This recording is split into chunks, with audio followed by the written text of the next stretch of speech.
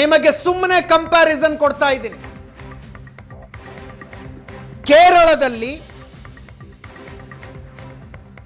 ಮೀಟರ್ಗೆ ಅಂತ 900 ರೂಪಾಯಿಗಳನ್ನ ಕೇರಳದಲ್ಲಿ ಟೆಂಡರ್ ಪಡೆದಿರುವ ಇಸ್ಕ್ರಾ ಅನ್ನುವ ಕಂಪನಿ ತೆಗೆದುಕೊಳ್ಳುತ್ತೆ. 900 ರೂಪಾಯಿ 900 ರೂಪಾಯಿ ತಗೊಂಡು ಅವ್ರು ಮೀಟರ್ ಹಾಕಿಬಿಡ್ತಾರೆ. ಕೇರಳದಲ್ಲಿ ಪ್ರತಿ ಗ್ರಾಹಕನಿಂದ ಪ್ರತಿ ತಿಂಗಳು 50 ರೂಪಾಯಿ 29 ಪೈಸೆ ತಗೊಳ್ತಾರೆ ಅವರು ಅಡಿಷನಲ್ ಸ್ಮಾರ್ಟ್ ಮೀಟರ್ನ ದುಡ್ಡನ್ನು. 50 ರೂಪಾಯಿ 29 ಪೈಸೆ. ಕರ್ನಾಟಕದಲ್ಲಿ ಕೇಂದ್ರ ಸರ್ಕಾರ ಕೊಟ್ಟಿರುವ 900 ರೂಪಾಯಿ ಪ್ಲಸ್ ಮೀಟರ್ನ ಕಾಸ್ಟ್ 8,510 ರೂಪಾಯಿಗಳನ್ನು ಸರ್ಕಾರ ಆಲ್ರೆಡಿ ಕೊಟ್ಟು ಬಿಡುತ್ತೆ. ಡೇ 1 ಕಾಂಟ್ರಾಕ್ಟರ್ಗೆ ಮೀಟರ್ನ ದುಡ್ಡು ಕರ್ನಾಟಕದಲ್ಲಿ ಬಂದಿರುತ್ತೆ. ಹಂಗಿದ್ದ ಮೇಲೆ ಗ್ರಾಹಕ ಪ್ರತಿ ತಿಂಗಳು ಕಂತು ಕಟ್ಟಬಾರ್ದು, ನಾನು ನೀವು ಕಂತು ಕಟ್ಟಬಾರ್ದು. ಆದರೆ ಕರ್ನಾಟಕದಲ್ಲಿ ಪ್ರತಿ ತಿಂಗಳು 71 ರೂಪಾಯಿ ತಗೋತಾರೆ. ವಿದ್ಯುತ್ ಗುತ್ತಿಗೆದಾರರ ಸಂಘದ ಅಧ್ಯಕ್ಷ ರಮೇಶ್ ಅವರು ಫೋನ್ ಸಂಪರ್ಕದಲ್ಲಿದ್ದಾರೆ. ರಮೇಶ್ ಅವರೇ ನಮಸ್ಕಾರ. ನಮಸ್ಕಾರ ಸರ್. ಏನಿದು ಸ್ಮಾರ್ಟ್ ಮೀಟರ್ ನೀವು ಎಕ್ಸ್ಪ್ಲೇನ್ ಮಾಡಿ. ನಾನು ನನ್ನ ತಿಳುವಳಿಕೆ ಮಟ್ಟದಲ್ಲಿ ಸಾಧ್ಯ ಆದಷ್ಟು ವಿವರಿಸೋದಕ್ಕೆ ಪ್ರಯತ್ನ ಪಟ್ಟಿದ್ದೀನಿ. ಸರ್, ಸ್ಮಾರ್ಟ್ ಮೀಟರ್ 2019ರಲ್ಲಿ ಕೇಂದ್ರ ಸರ್ಕಾರ ಒಂದು ಯೋಜನೆ ಮಾಡ್ತು. ಇಡೀ ಇಂಡಿಯಾದಲ್ಲಿ ಸ್ಮಾರ್ಟ್ ಮೀಟರ್ ಗಳನ್ನ ಅಳವಡಿಸಬೇಕು. ಇದಕ್ಕೆ ಕೇಂದ್ರ ಸರ್ಕಾರದ ನೆರವುಗಳು ಬೇಕಾದ್ರೆ ಇದು ಆಗ್ಬೇಕು ಅಂತ ಒಂದು ಆದೇಶವನ್ನ ಮಾಡ್ತದೆ ಸರ್. ಓಕೆ. 5 ವರ್ಷದಲ್ಲಿ ಇಡೀ ಇಂಡಿಯಾದಲ್ಲಿ ಜಾರಿ ಆಗ್ಬೇಕು ಅಂತ. ಹೌದು. 2024ರಲ್ಲಿ KRC ಅವರು ಒಂದು ಪಬ್ಲಿಕ್ ಹಿಯರಿಂಗ್ ಕರೀತಾರೆ. ಓಕೆ. ಸ್ಮಾರ್ಟ್ ಮೀಟರ್ ಇಂದ ಏನೇನು ಅನುಕೂಲಗಳು ಅಂತ. ಸೊ ಅದನ್ನ ನಾವೆಲ್ಲ ಅಕ್ಸೆಪ್ಟ್ ಮಾಡ್ತೀವಿ, ಅದು ಗ್ರಾಹಕನಿಗೆ ಅನುಕೂಲ ಇದೆ ಅಂತ. ಓಕೆ. ಆದ್ರೆ KRC ಎಲ್ಲಿ ದರವನ್ನ ಹೇಳಿಲ್ಲ. ಇವ್ರು ಏನ್ ಮಾಡಿದ್ರು ಅಂದ್ರೆ ಏಕಾಏಕಿ ಒಂದು ಟೆಂಡರ್ ಅನ್ನ ಕರೆದಿದ್ದಾರೆ. ಓಕೆ.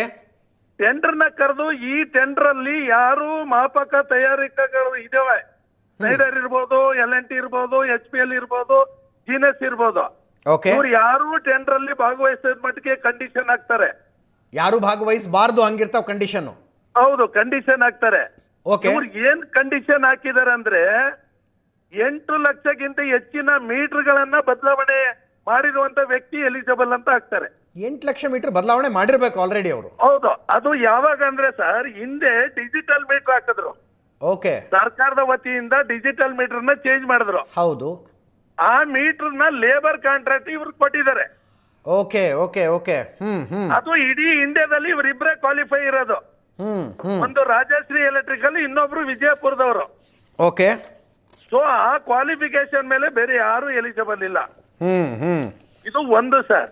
ಓಕೆ. ನಂಬರ್ 2 ಏನ್ ಮಾಡಿದ್ದಾರೆ, ಮಾಪಕಗಳನ್ನ ಸಿಂಗಲ್ ಫೇಸ್ ಮೀಟರ್ ಬಂದು ಹಾಲಿ ದರ 980 ಇದೆ.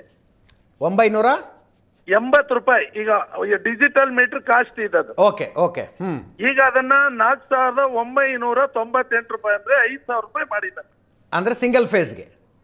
ಸಿಂಗಲ್ ಫೇಸ್ಗೆ ಎಸ್. ಹೌದು ಸರ್. ಯಾಕಂದ್ರೆ ನಾವು ವೀಕ್ಷಕರು ಕನ್ಫ್ಯೂಸ್ ಆಗೋದು ಬೇಡ. ನಾನು ಅವಾಗಿನಿಂದ 8,510 ರೂಪಾಯಿ ಒಂದು ಮೀಟರ್ಗೆ ಅಂತ ಹೇಳ್ತಾ ಇದ್ದೀನಿ. ಅದು triple phase, single phase, 3 phase ಅದು. ಓಕೆ. 3 ಫೇಸ್ಗೆ 2,000 ರೂಪಾಯಿ ಇದೆ ಸರ್. ಅದರ ಕಾಸ್ಟ್ ಬಂದು 8,000. Yes. GT operated LT meter 2,400 ಇದೆ. ಹಳೆ ರೇಟ್. ಈಗ ಏಕಾಏಕಿ 28,000. ಓಕೆ. ಇದು ಒಂದು ಕಡೆ ಸರ್. ಇದು ನಾನು ದುಡ್ಡು ಒಬ್ಬ ಗ್ರಾಹಕ ಮನೆ ಕಟ್ಟಿ ನಾಳೆ ಆ ಮೀಟರ್ ನ ಪರ್ಚೇಸ್ ಮಾಡಿ ಹಾಕ್ಬಿಡ್ತಾನೆ. ಓಕೆ. ಆದ್ರೆ 10 ವರ್ಷ ಅದನ್ನ ಮೇಂಟೆನೆನ್ಸ್ ಚಾರ್ಜ್ ಅಂತ ಕಟ್ಟಬೇಕು ಅವನು. ಈಗ ಫಾರ್ ಎಕ್ಸಾಂಪಲ್ ಇವತ್ತು ನಿಮ್ಮ ಮನೆಗೆ ಒಂದು single phase meter smart meter ಹಾಕಿದೀವಿ. ಓಕೆ. ನಿಮ್ಗೆ ಇವತ್ತಿಂದ every month up to 10 years 75 rupees ಕಟ್ಟಬೇಕು. 71 ರೂಪೀಸ್ 10 ವರ್ಷ ಕಟ್ಟಬೇಕು ಪ್ರತಿ ತಿಂಗಳು. 75 ಸರ್. ಅಂದ್ರೆ 1 ಇಯರ್ಗೆ 900 ರೂಪಾಯಿ. Okay okay. 10 ವರ್ಷಕ್ಕೆ 9,000 ಹಣವನ್ನ ಕಟ್ಟಬೇಕು. ನನ್ನ ಮನೆ ಈಗ ಇನ್ಸಿಯಲ್ ಬಂಡವಾಳ ನಾನೇ ಹಾಕಿ ನಾನೇ ರೆಂಟ್ ಕಟ್ಟಬೇಕು ಅಂದ್ರೆ ಇದು ಯಾವ ನ್ಯಾಯ? ಇದು ಒಂದು ಸರ್. ಇದು ಹೆಂಗಿದೆ ಮಾಫಿಯಾ ಅಂದ್ರೆ ಸರ್, ಹೈವೇ ಮಾಡಿ ನಾವು ಟೋಲ್ ಸಂಗ್ರಹ ಮಾಡ್ತೀವಿ ನೋಡಿ. ಹೌದು. ಹೈವೇ ಮಾಡಕ್ಕಾದ್ರೆ ಇನ್ವೆಸ್ಟ್ಮೆಂಟ್ ಮಾಡ್ತಾನೆ. ಕರೆಕ್ಟ್. ವಿತೌಟ್ ಇನ್ವೆಸ್ಟ್ಮೆಂಟ್ ಟೋಲ್ ಸಂಗ್ರಹ ಆಗ್ತದೆ 10 ವರ್ಷ. ಎಸ್. ಇದು ಮಾಫಿಯಾ. ಇದು ಟೋಟಲ್ ಕಾಸ್ಟ್ ಬಂದ್ರೆ ಸರ್, ಈಗ ಫಸ್ಟ್ ಇಯರ್ ಸ್ವಲ್ಪ ಅರ್ನಿಂಗ್ ಕಡಿಮೆ ಇರ್ತದೆ. ಓಕೆ. 2 years 3 years ಮೇಲೆ ಹೋದ್ಮೇಲೆ every month more than 50 crore 100 crores ದುಡ್ಡು ಬರ್ತಾ ಇರ್ತದೆ. ಅಲ್ಲ ನಾನು ಬೇರೆ ಬೇರೆ ರಾಜ್ಯಗಳಲ್ಲಿ ಏನು ವ್ಯವಸ್ಥೆ ಮಾಡಿದ್ದಾರೆ ನೋಡಿದೆ. ಬೇರೆ ರಾಜ್ಯಗಳಲ್ಲಿ ಕಾಂಟ್ರಾಕ್ಟರ್ಗೆ ಬರೀ 900 ರೂಪಾಯಿ ಕೊಡ್ತಾರೆ. ಹೌದು ಸರ್, ಕಾಂಟ್ರಾಕ್ಟರ್ ಮೀಟರ್ ಹಾಕಬೇಕು ಸರ್. ಅಲ್ಲಲ್ಲ ಸರ್, ಒರಿಸ್ಸಾದಲ್ಲಿ ಹಾ ಸ್ಮಾರ್ಟ್ ಮೀಟರ್ ಹಾಕಿದ್ದಾರೆ ಸರ್. Okay. ಉಚಿತವಾಗಿ ಹಾಕಿದ್ದಾರೆ ಸರ್, ಫ್ರೀ ಉಚಿತ. ಓಕೆ. ಹೌದು sir, with maintenance. Hmm every month 60 rupees ಕಟ್ಬೇಕು ಅಪ್ ಟು 5 years. ಯಸ್.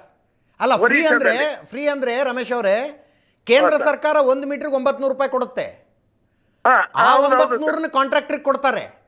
ಹೌದು ಸರ್. ಗ್ರಾಹಕರ ಹತ್ರ 1 ರೂಪಾಯಿ ತಗೊಳ್ಳೋದಿಲ್ಲ.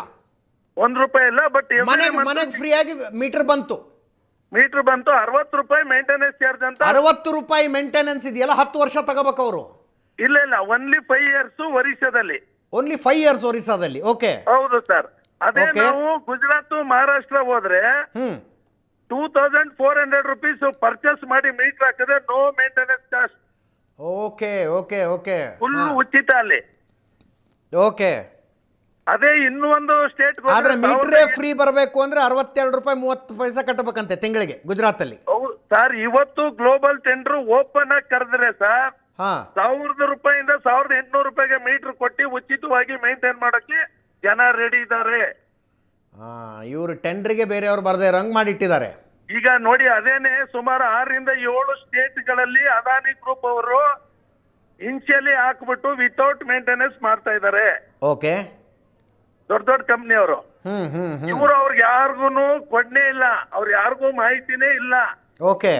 ಎಲ್ಲ ಸಸ್ಪೆನ್ಷನ್ ಮಾಡಿದ್ದಾರೆ. ಇದು ಟೋಟಲಿ ಸರ್ ಒಬ್ಬ ವ್ಯಕ್ತಿಯ ಅನುಕೂಲಕ್ಕಾಗಿ ಮಾಡಿರುವ ಟೆಂಡರ್. ಇದು ನಮ್ಮ ರಾಜ್ಯದ 6.5 ಕೋಟಿಗೆ ಮಾಡಿರುವಂತ ಅನ್ಯಾಯ.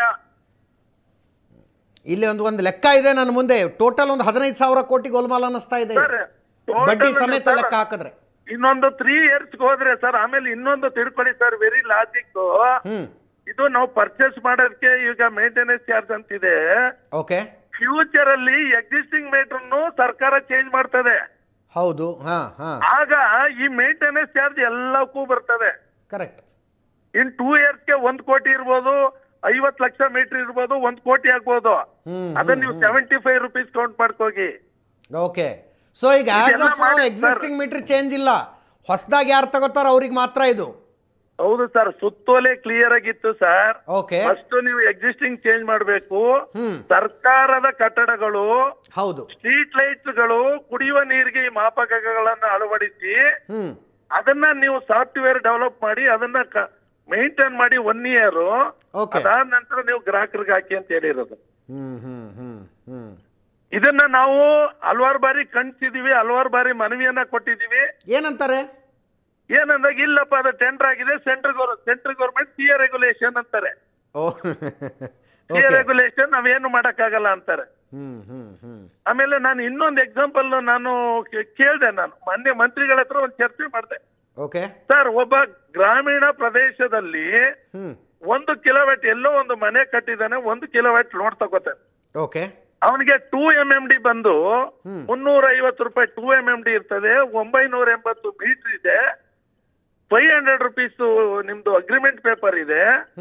ಆಡ್ಲಿ ಅವನಿಗೆ 1800 1900 ರೂಪಾಯಿ ಆಗ್ತದೆ.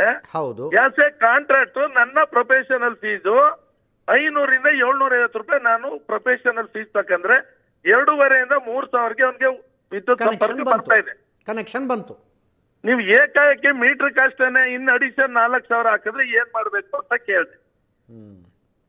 ಮತ್ತೆ ನಾನು ಇನ್ನೂ ಒಂದು ಕೇಳಿದೆ, ವಸತಿ ಇಲಾಖೆಯಿಂದ ನೀವು ಗ್ರಾಮೀಣ ಪ್ರದೇಶದಲ್ಲಿ 50,000 ಲಕ್ಷ ರೂಪಾಯಿ ಕೊಡ್ತೀರಾ ಮನೆ ಕಟ್ಕೊಳಕ್ಕೆ. ಹೌದು. ಅವನು ಮೀಟರ್ಗೆ 5,000 ಕೊಡ್ಬೇಕಾದ್ರೆ ಅವ್ನು ಎಲ್ಲಿಂದ ಕರೆಂಟ್ ತಗೊಳಕ್ ಆಗ್ತದೆ? ಅಲ್ಲ, ನನ್ನ ಎದುರಿಗಿರುವ ಲೆಕ್ಕಾಚಾರದಲ್ಲಿ ಗ್ರಾಹಕ ತಿಂಗಳ ಕಟ್ಟೋದು ಒಂದು ಸಲಕ್ಕೆ ಮೀಟರ್ಗೆ ಅಂತ ಗ್ರಾಹಕನಿಂದ ತಗೊಳ್ಳೋದಿಲ್ಲ. 8,510 ರೂಪಾಯಿ ಸರ್ಕಾರನೇ ಕೊಟ್ಟು ಬಿಡುತ್ತೆ ಕಾಂಟ್ರಾಕ್ಟರ್ಗೆ.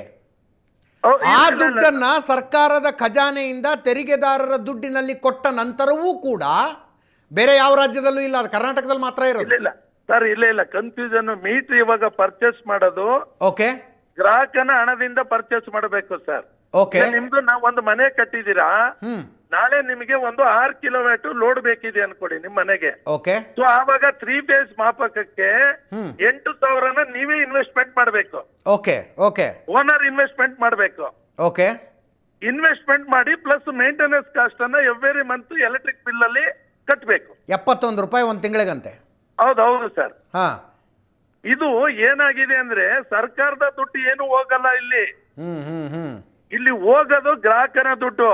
ಓಕೆ. ಇದರಿಂದ ಸರ್ಕಾರಕ್ಕೆ 1 ರೂಪಾಯಿ ಲಾಭ ಇಲ್ಲ, ಕಂಪ್ನಿಗಳಿಗೆ 1 ರೂಪಾಯಿ ಲಾಭ ಇಲ್ಲ. ಯಾವ್ದೋ ಒಬ್ಬ ವ್ಯಕ್ತಿ, ಆ ವ್ಯಕ್ತಿಯಿಂದ ಇರುವಂತ ಶಕ್ತಿಗೆ ದುಡ್ಡು ಹೋಗ್ತದೆ ಅಷ್ಟೇ. ಇದು ಟೋಟಲಿ ಅವರ ಲೈಫ್ ಸೆಟಲ್ಮೆಂಟ್ ಏನ್ ಮಾಡ್ಬೇಕು ಅದನ್ನ ಮಾಡ್ಕೊಂಡಿದ್ದಾರೆ ಸರ್. ಸೊ ಇದನ್ನ ನೀವು ಇಂಧನ ಸಚಿವರ ಗಮನಕ್ಕೆ ತಂದಿದ್ದೀರಿ? ನಾವು 4 ಬಾರಿ ಮನವಿ ಮಾಡಿ ವಿಧಾನ ಮಂಡಲ ಅಧಿವೇಶನ ಸಂದರ್ಭದಲ್ಲಿ ನಾವು ದೊಡ್ಡ ಪ್ರೊಟೆಸ್ಟ್ ಮಾಡಬೇಕು ಅಂತಾನೆ ಪ್ರೊಟೆಸ್ಟ್ ಮಾಡಿದೀವಿ. ಓಕೆ. ನಾವು ಮೊನ್ನೆ ಮನವಿಯನ್ನ ಕೊಟ್ಟು 1 ವಾರ ಗಡುವನ್ನ ಕೊಟ್ಟಿದೀವಿ. ಓಕೆ. ಒಂದು ವೇಳೆ ಅವರು ಅದಕ್ಕೆ ನಮ್ಮ ಮನವಿಗೆ ಸ್ಪಂದನೆ ಆಗದೆ ಹೋದ್ರೆ ನಮ್ಮ ಅಸೋಸಿಯೇಷನ್ 103 ವರ್ಷ ತುಂಬಿರುವಂತ ಅಸೋಸಿಯೇಷನ್ ಸರ್. 263 ತಾಲೂಕು ಸಮಿತಿ ಇದೆ, 31 ಜಿಲ್ಲಾ ಸಮಿತಿ ಇದೆ. ನಾವು ಏಕಕಾಲಕ್ಕೆ ಎಲ್ಲಾ ತಾಲೂಕು ಏನು ನಮ್ಮ ಸಬ್ ಡಿವಿಷನ್ಗಳಿದೆ ಅಲ್ಲಿ ನಾವು ಗ್ರಾಹಕರು, ರೈತರು, ಗುತ್ತಿಗೆದಾರರು ಪ್ರೊಟೆಸ್ಟ್ ಮಾಡಿ ಇವೆಲ್ಲ ಡಾಕ್ಯುಮೆಂಟ್ಗಳನ್ನ ಅಲ್ಲಿ LCD ಸ್ಕ್ರೀನ್ ಹಾಕಿ, ಈಗ ನೀವೇನೋ ಒಂದಷ್ಟು ವಿಡಿಯೋದಲ್ಲಿ ತೋರಿಸಿರ್ತೀರಿ, ಅದನ್ನೆಲ್ಲ ಗ್ರಾಹಕರಿಗೆ ಮಂದಟ್ ಹಾಕ್ಬೇಕು. ಯಾವಾಗ ಗ್ರಾಹಕ ರೊಚ್ಚ ಹೇಳ್ತಾನೆ ಅವತ್ತು ಇದಕ್ಕೊಂದು ಒಳ್ಳೆ ರಿಸಲ್ಟ್ ಬರ್ತದೆ ಸರ್. ಈಗ ನಿಮ್ಮ ಹತ್ರ ಟೆಂಡರ್ ಆಗ್ಬಿಟ್ಟಿದೆ, ಏನು ಮಾಡಕ್ಕಾಗಲ್ಲ ಅಂತ ಸರ್. ಏನು ಸರ್, ಹಾಗಾದ್ರೆ ಈಗ ನಿನ್ನೆ ಒಂದು ಸ್ಟೇಟ್ಮೆಂಟ್ ಕೊಟ್ರು ಮೊನ್ನೆ ಇಂಧನ ಸಚಿವರು, 500 ರೂಪಾಯಿಗೂ ಸಿಗ್ತದೆ, 800 ರೂಪಾಯಿಗೂ ಸ್ಮಾರ್ಟ್ ಮೀಟರ್ ಸಿಗ್ತದೆ. ಈಗ ಟೆಂಡರ್ ಆಗಿದೆ, ಮುಂದಿನ ಟೆಂಡರ್ ಅಲ್ಲಿ ಹಾಕಿ ಅಂತಾರೆ. ಅಂದ್ರೆ ಇವ್ರು ಹೆಂಗ್ ಬೇಕಾದ್ರೂ ಸುಲಿಗೆ ಮಾಡಿದ್ರೆ ನಾವು ಅಕ್ಸೆಪ್ಟ್ ಮಾಡ್ಬೇಕಾ ಸರ್? ಅಲ್ವಾ? ಅವ್ರಿಗೆ ಗೊತ್ತಿದೆ 500ಗೂ ಸಿಗ್ತದೆ, 800ಗೂ ಸಿಗ್ತದೆ, 1200ಕ್ಕೂ ಅಂತ. ಇವರು ಗ್ರಾಹಕರ ಪರವಾದ ಸರ್ಕಾರ ಆದ್ರೆ ಗ್ರಾಹಕರಿಗೆ ಅನುಕೂಲ ಮಾಡ್ಕೊಡ್ಬೇಕು ಸರ್. ಕರೆಕ್ಟ್. ಇದರಿಂದ ನಾವು 5,000 ರೂಪಾಯಿ ನಮಗ್ ಕಟ್ಟಕ್ ಬೇಜಾರಿಲ್ಲ. ಇದು ಸರ್ಕಾರಕ್ಕೆ ದುಡ್ಡು ಲಾಭ ಬರ್ತಾ ಇದೆಯಾ? ಯಾವ್ದ ರಾಜಶ್ರೀ ಎಲೆಕ್ಟ್ರಿಕಲ್ ಅವನ್ಗೆ ಲಾಭ ಬರ್ತಾ ಇದೆ. ಹೌದು. ಇವತ್ತು ನಾನು ಒಂದೇ ಒಂದು ಕ್ವಶನ್ ಹೇಳ್ತೀನಿ. ಇವತ್ತು ರಾಜಶ್ರೀ ಎಲೆಕ್ಟ್ರಿಕಲ್ ಅವನು ಇನ್ನು 10 ವರ್ಷಕ್ಕೆ 15ರಿಂದ 20,000 ಕೋಟಿ ದುಡ್ಡು ಬರ್ತದೆ. ಇನ್ನು 10 ವರ್ಷಕ್ಕೆ ಅವನು CM ಕ್ಯಾಂಡಿಡೇಟ್ಗೆ ರೇಸ್ಗೆ ಬರ್ತಾನೆ. Rajashree electricals private limited, Nijalingappa ಬಡಾವಣೆ, ದಾವಣಗೆರೆ, ಕರ್ನಾಟಕ ಇದೆ ಅಲ್ವಾ? Yes sir, yes sir. ಏನು ಇವ್ರದ್ದು ಬ್ಯಾಕ್ಗ್ರೌಂಡ್ ಏನು ಸರ್? ಅದು ಬ್ಯಾಕ್ ಗ್ರೌಂಡ್ ದೊಡ್ಡ ದೊಡ್ಡ ವ್ಯಕ್ತಿಗಳಿದ್ದಾರೆ ಸರ್. ಅವೆಲ್ಲ ಯಾಕಂದ್ರೆ ನಮ್ಮ ಹತ್ರ ರೆಕಾರ್ಡ್ ಇಲ್ಲ. ನಾವು ದೈನಂದಿನವಾಗಿ ನಾವೆಲ್ಲ ಕೇಳ್ತಾರೆ ವಿಷಯಗಳು. ಯಾಕಂದ್ರೆ ಎಲೆಕ್ಟ್ರಿಕಲ್ ಕಾಂಟ್ರಾಕ್ಟರ್ ನಾನು ಎಲ್ಲಾ ಕಚೇರಿಗಳಿಗೆ ಹೋಗ್ತೀನಿ. ಓಕೆ. ಅವ್ರಿಗೆ 2021ರಲ್ಲಿ ಈ ವೃತ್ತಿ ಎಲೆಕ್ಟ್ರಿಕಲ್ ಲೈಸೆನ್ಸ್ ಇಟ್ಟಿರೋದು. ಅವರು ಇಲ್ಲಿ ಅವರು ಪೋಲ್ ಮ್ಯಾನುಫ್ಯಾಕ್ಚರಿಂಗ್ ಏನೇನೋ ಅದರ್ ವರ್ಕ್ ಗಳನ್ನ ಮಾಡ್ತಾ ಇದ್ದಾರೆ. ಓಕೆ. ಓಕೆ. ಇವತ್ತು ಈ ದೊಡ್ಡ ಮಟ್ಟಕ್ಕೆ ಇದಕ್ಕೆ ಎಲಿಜಿಬಲ್ ಮಾಡ್ತಾ ಇದ್ದಾರೆ ಅಂದ್ರೆ ಇದರಿಂದ ಒಂದು ದೊಡ್ಡ ಶಕ್ತಿ ಇದೆ ಅನ್ನೋದನ್ನ ಖಂಡಿತವಾಗ್ಲೂ ನಾನು ಹೇಳ್ತೀನಿ ಸರ್. ಯಾರೋ ದೊಡ್ಡ ದೊಡ್ಡವ್ರ ಕೈವಾಡ ಇದೆ ಇದ್ರಲ್ಲಿ 100% ಸರ್. ಇವತ್ತು ನಾನು ಮಾನ್ಯ ಜಾರ್ಜ್ ಸಾಹೇಬ್ರಲ್ಲಿ ಮನವಿ ಮಾಡ್ತಾ ಇದ್ದೀನಿ.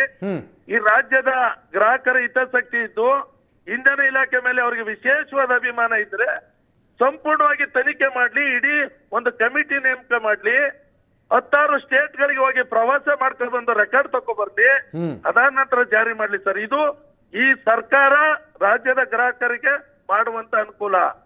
ಒಂದು ವೇಳೆ ಇದನ್ನ ಅಕ್ಸೆಪ್ಟ್ ಮಾಡಿದ್ರೆ ಈ ಸರ್ಕಾರನೇ ಇದಕ್ಕೆಲ್ಲ ಕಾರಣ. ಒಂದು 15,000 ಕೋಟಿ ಹಗರಣಕ್ಕೆ ಅವಕಾಶ ಮಾಡಿಕೊಟ್ಟಂಗಾಗುತ್ತೆ. 100% ಸರ್. ಇದು ಅಕ್ಸೆಪ್ಟ್ ಆದ್ರೆ ನೀವು ಅಂಕಿ ಅಂಶನೇ ತಗೊಳ್ಳಿ ಸರ್. ಆಮೇಲೆ ಎಲ್ಲ ವೈಟ್ ಮನಿನೇ, ಯಾವುದು ಬ್ಲಾಕ್ ಅಲ್ಲ. ಎಲ್ಲ ಆಫ್ ರೆಕಾರ್ಡ್ ಎವ್ರಿ ಮಂತ್ ದುಡ್ಡು ಕೊಡ್ತಾ ಇರ್ತಾರೆ. ನಾ ಕರೆಂಟ್ ಬಿಲ್ ಏನಿಲ್ಲ, ಮನವಿ ಇಷ್ಟೇ. ಇದೇನು ಪ್ರಾಸೆಸ್ ಆಗಿದೆಯೋ ಅದನ್ನು ಹೋಲ್ಡ್ ಮಾಡಿ ಇರುವ ಪ್ರಶ್ನೆಗಳಿಗೆ ಉತ್ತರ ಕೊಡಿ ಮೊದಲು ಅಂತ. ಅದನ್ನ ಕ್ಲಿಯರ್ ಪ್ರಶ್ನೆಗಳಿಗೆ ಉತ್ತರ ಕೊಡಿ.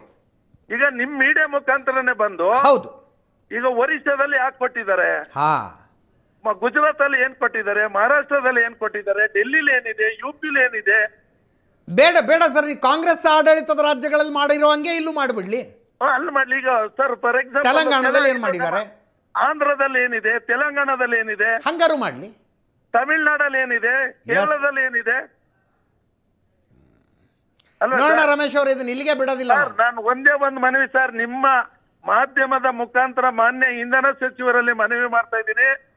ಅವರು ನಮ್ಮ ಈ ರಾಜ್ಯದ ಗ್ರಾಹಕರ ಬಗ್ಗೆ ವಿಶೇಷವಾದ ಅಭಿಮಾನ ಇದ್ರೆ, ನಮ್ಮ ರಾಜ್ಯದ ಗ್ರಾಹಕರಿಗೆ ಅನುಕೂಲ ಮಾಡಿಕೊಡೋದಿದ್ರೆ ಕೂಡಲೇ ಇದನ್ನ ಹೋಲ್ಡ್ ಮಾಡಿ ಒಂದು ತನಿಖೆ ಮಾಡಿ Yes. ನ್ಯಾಯಸಮ್ಮತವಾಗಿ ನಮ್ಮ ರಾಜ್ಯದ ಏನು ಎಲೆಕ್ಟ್ರಿಸಿಟಿ ಗ್ರಾಹಕರು ಇದ್ದಾರೆ ಅವ್ರಿಗೆ ಅನುಕೂಲ ಮಾಡ್ಕೊಳ್ಳಿ ಅಂತ ನಾನು ಇಡೀ ರಾಜ್ಯದ ಗ್ರಾಹಕರ ಪರವಾಗಿ ಅಷ್ಟೇ. ನಾನು ಮನವಿಯನ್ನ ಮಾಡ್ತೀನಿ sir. Yes, thank you so much Ramesh ಅವರೇ. Thank you so much. Thank you. ಸಣ್ಣ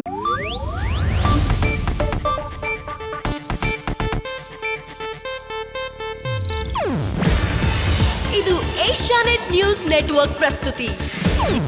ನೀವು ನೋಡ್ತಿದ್ದೀರಾ ಏಷ್ಯಾನೆಟ್ ಸುವರ್ಣ ನ್ಯೂಸ್.